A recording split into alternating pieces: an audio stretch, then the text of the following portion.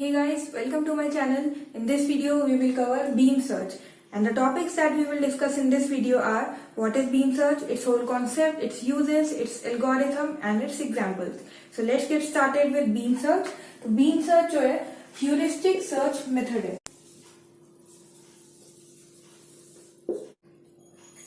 Heuristics क्या होता है? ह्यूरिस्टिक्स हम ऑलरेडी एक अपनी वीडियो में कवर कर चुके हैं. And if you want to see that video and understand the concept of heuristics then you can either click on that I button और you can check the description below.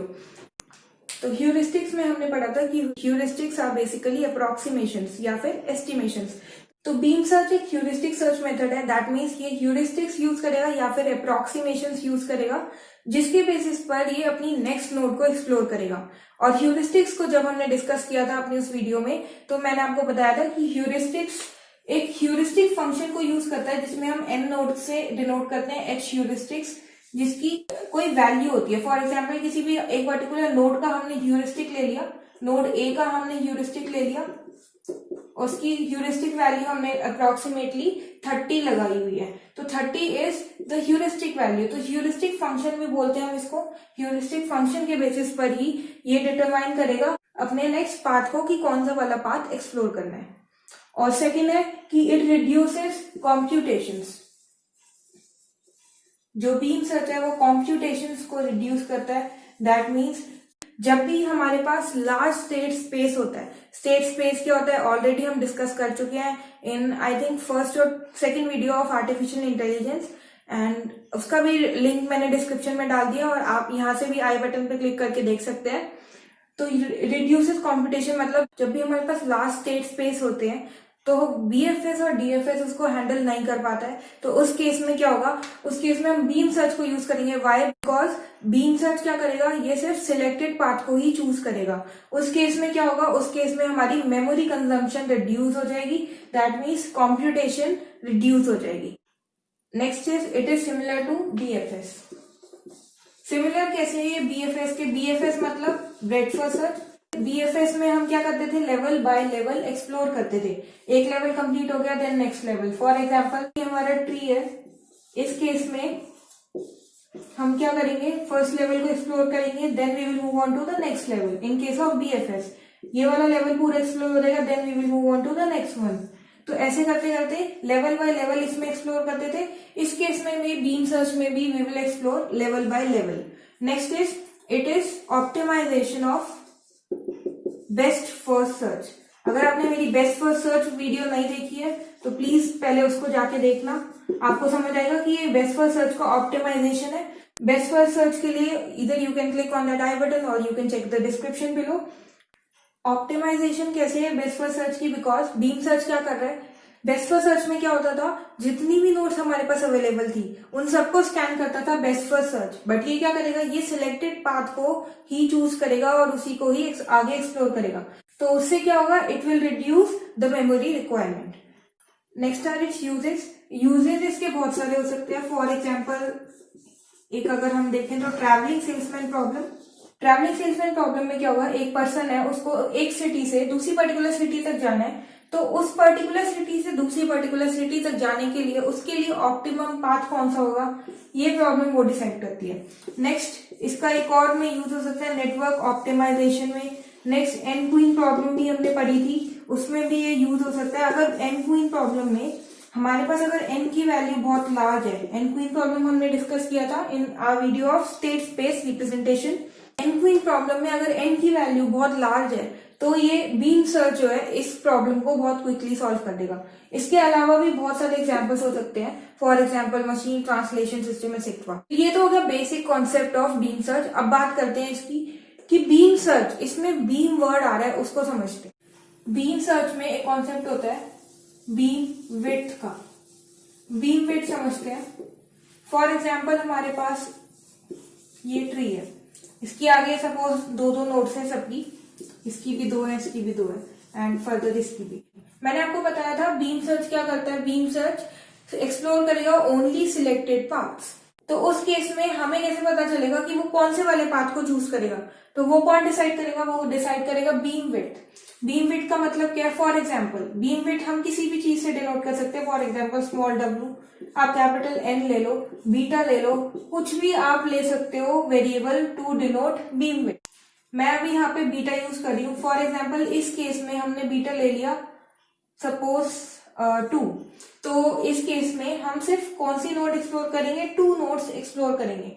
और ये किसके basis पर decide होगा कि कौन सी वाली 2 select करनी है। फॉर एग्जाम्पल इसके बाद इस वाले लेवल में 3 नोड्स हैं, उसमें से हमें चूज करनी है सिर्फ 2 नोड। तो 2 नोड कौन सी वाली डिसाइड करनी है, ये कौन डिसाइड करेगा?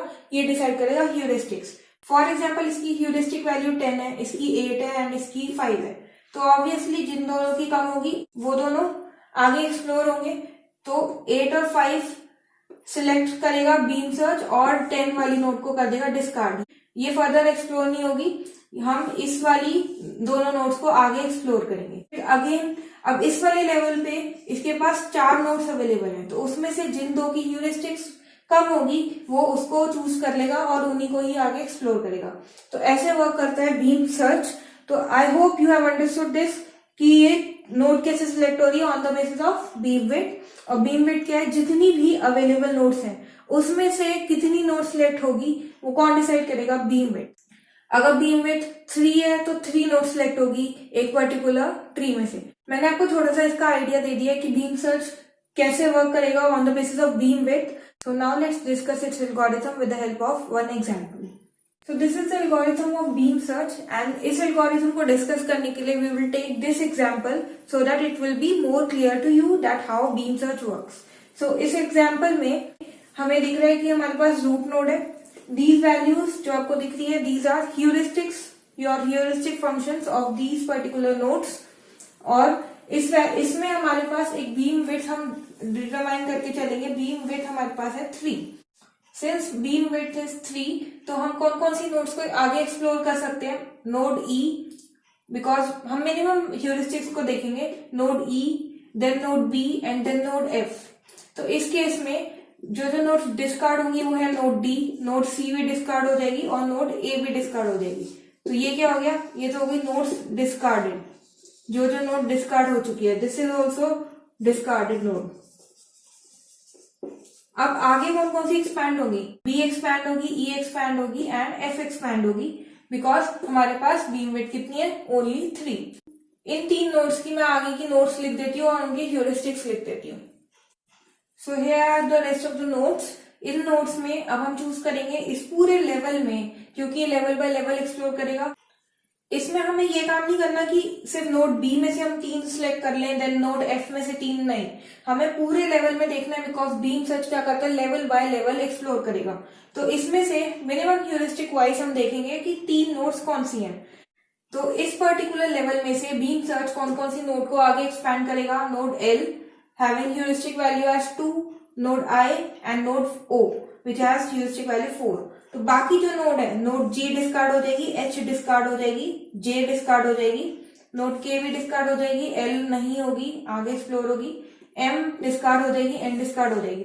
जो रेस्ट ऑफ द नोड्स है वो हमारे पास 3 नोड्स बची हैं। तो नोड I आगे एक्सपैंड हो जाएगा, नोड L भी आगे एक्सपैंड हो जाएगा और नोड O भी आगे एक्सपैंड हो जाएगा। बाकी नोड्स हो जाएंगे डिस्कार्ड। तो ये ऐसे कंटिन्यू करता जाएगा लेवल बाय लेवल। तो इस एग्जाम्पल को मैंने आपको एक्सप्लेन कर दिया है। इसको एक बार एल्गोरिथम देखते हैं कि वो कैसे वर्क करेगा। अभी हमें पता है कि इस केस में B, E, F सिलेक्ट हो रहा है, तो एक बार देखते हैं एल्गोरिथम से उसका रिजल्ट क्या आता है। इस एग्जाम्पल के बेसिस पर हम इस एल्गोरिथम को डिस्कस करते हैं। So let's get started.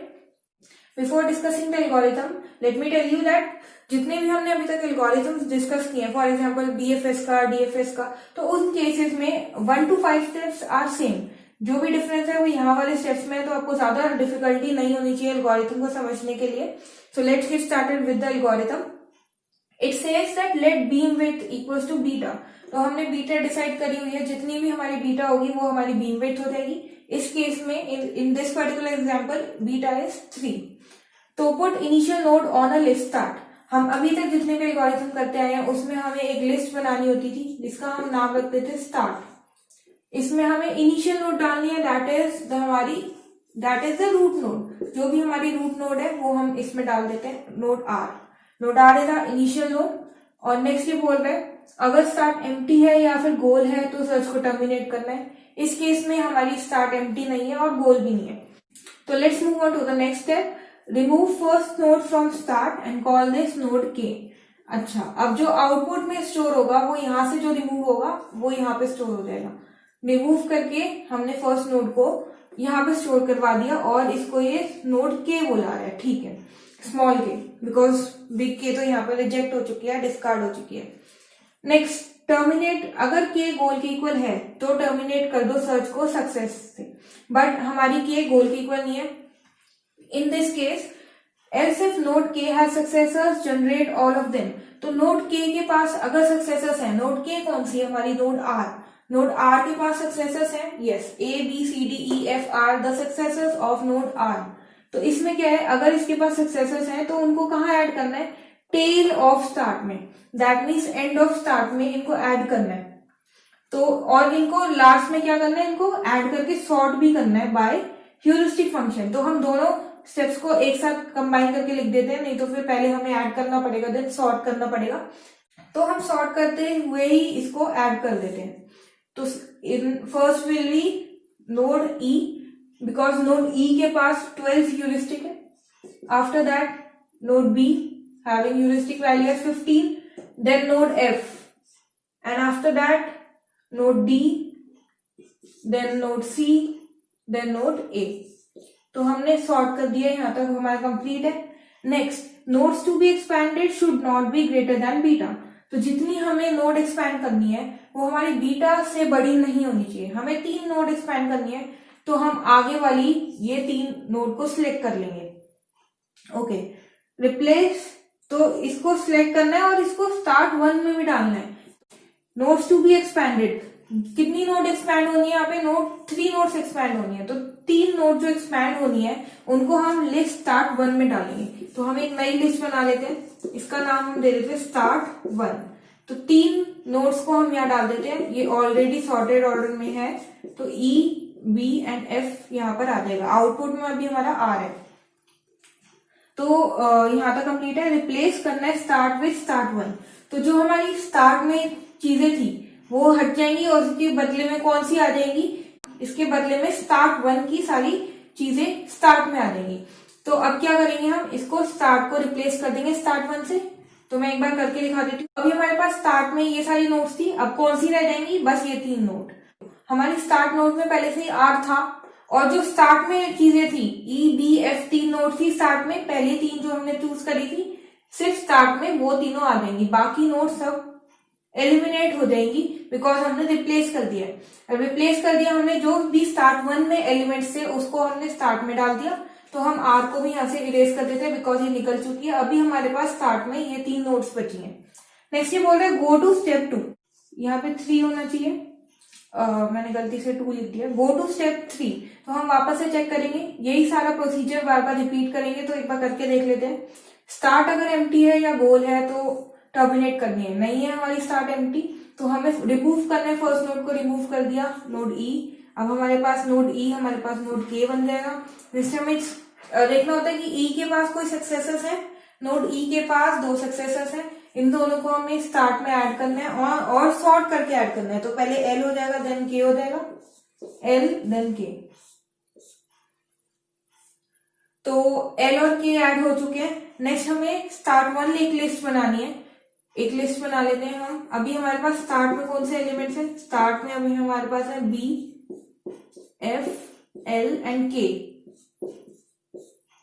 और हमें स्टार्ट 1 में कौन से डालने हैं, स्टार्ट 1 में हमें डालने हैं पहले 3 बिकॉज हमारी बीम विड्थ 3 के बराबर है। तो बी एफ एल ये सॉर्टेड ऑर्डर में आ चुके हैं। तो अब इसको रिप्लेस करना है। तो अगर जब हम रिप्लेस करेंगे तो स्टार्ट 1 के सारे एलिमेंट्स स्टार्ट में आ जाएंगे, तो मतलब स्टार्ट में यही 3 एलिमेंट्स रह जाएंगे। तो ये हमारी स्टार्ट में एलिमेंट्स रह गए। ये हम बात कर रहे हैं अपनी सेकेंड इटरेशन की।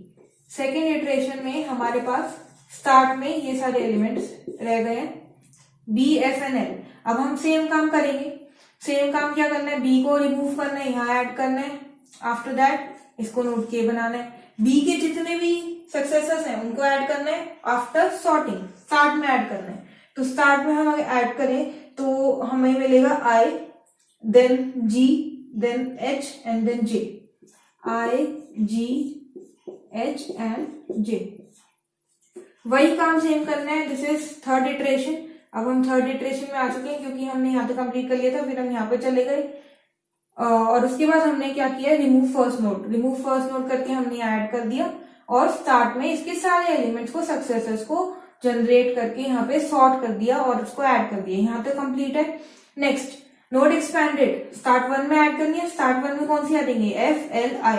तो ऐसे जब आप प्रोसीजर को फॉलो करोगे ना तो यू विल सी कि नोड F ऐसे ही जैसे B आई है, यहाँ पे नोड फर्स्ट नोड रिमूव होके F आ जाएगी। तो आप देखोगे आउटपुट में हमारे पास आ जाएगा R, E, B, F, यहाँ तक तो आ गया। तो देखो पहले R के पास, देन इसने कौन सी एक्सप्लोर करी है, node E, after that node B and node F। उसके बाद ये सीधा नेक्स्ट स्टेप पे जाएगा और कौन सी नोड को एक्सपैंड करेगा, नोड L को, क्योंकि हमने सॉर्ट करके ऐड किया हुआ है और फर्स्ट 3 नोड्स को ये सिलेक्ट करता है। तो फर्स्ट 3 नोड्स को सिलेक्ट करते करते ऐसे ही एक्सपैंड करता जाएगा और आपको सिलेक्टेड जो पाथ है वो मिलता जाएगा और ये सारे पाथ को एक्सप्लोर नहीं करेगा, ओनली सिलेक्टेड पाथ को एक्सप्लोर करेगा। अगर आप ये एल्गोरिथम के स्टेप्स फॉलो करोगे तो आप देखोगे कि हमें ये वाला पाथ मिलेगा, node R, E, B, F, L, after that L के बाद node I and then node O। हमें सिलेक्टेड पाथ मिलेंगे, जो भी मिनिमम ह्यूरिस्टिक वैल्यू है ये अपने आप उसको चूज कर लेगा और आगे फॉलो करता जाएगा on the basis of its beam width. So this was this algorithm.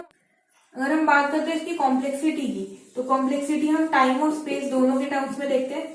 तो टाइम कॉम्प्लेक्सिटी या फिर स्पेस कॉम्प्लेक्सिटी, इसकी दोनों की वर्स्ट केस में हम बात करें तो big O of beta into the depth. So here beta is the beam width and D is the depth of a tree. तो पर्टिकुलर ट्री की डेप्थ इनटू उसका बीम विड्थ। तो ये क्या है, स्पेस कॉम्प्लेक्सिटी या फिर टाइम कॉम्प्लेक्सिटी, दोनों ही सेम है, big of beta into D, that is beam width into depth of a tree, और ये दोनों वर्स्ट केस में है। तो this is it's complexity of beam search. So I hope you have understood its algorithm, its example, the whole concept of beam search. And if you have found this video as informative, then please hit the like button and please subscribe to my channel. And thanks for watching. See you in the next video. Bye for now.